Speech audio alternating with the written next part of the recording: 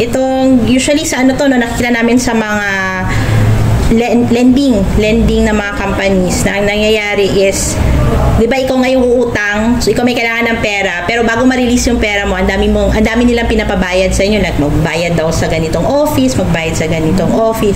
So maraming ganyan ngayon, hindi lang dito sa AOR ni Davao Extension Office, kahit sa Manila marami kaming nakikita. Kaya nga si SEC, naglabas na siya ng advisory, parang general advisory on advance fee loan scam. So yung mga yung mga kailangan mangutang, no, so be very careful sa mga makaka-deal ninyo na lending companies. I-check nyo talaga kung registered sila sa SEC. Kahit yung mga online lending platforms, kailangan naka-register din yan sa SEC eh. So, dun sa website namin, merong corner doon for financing and lending companies. So, makikita nila doon yung listahan ng mga registered na corporations and yung mga registered na online lending platforms. Para masiguro sila na legit yung kanilang dinideal. Kasi ang dami ngayon sa Facebook, nakikita ko lumalabas lang, no, kung kailangan mo ng pera, ang mahirap kasi dyan, napapansin din namin yung mga contacts ng tao nung borrower nada-download din pag nag-register sila doon sa mga platforms na yan. So, na yun, na-message yung mga kasi nandun sa contacts niya, o si ganito, may utang, di pa nagbabayad. So, may mga ganun na circumstances. Kaya nga namin, be very careful with yung mga kung saan kayo hihiram ng pera. So, what is the action with like especially parang nababiolate yung data privacy act until this part? Actually, meron kaming memorandum circular on fair debt collection practice.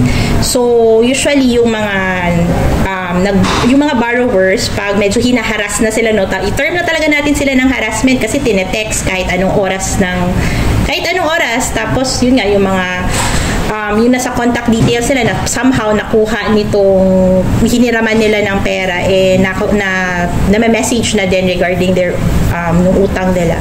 So, pwede naman sila mag-file ng complaint sa amin. So, lalo na kung registered naman yung lending corporation o yung financing corporation, pinapatawag naman namin yan for them to explain. So, yun nga, kung meron naman ma-violation, pwede silang mapatawag ng penalty, pwede silang masuspend, pwede silang ma-revoke yung certificate nila. So, depende sa findings, depende rin sa gravity nung nagawa.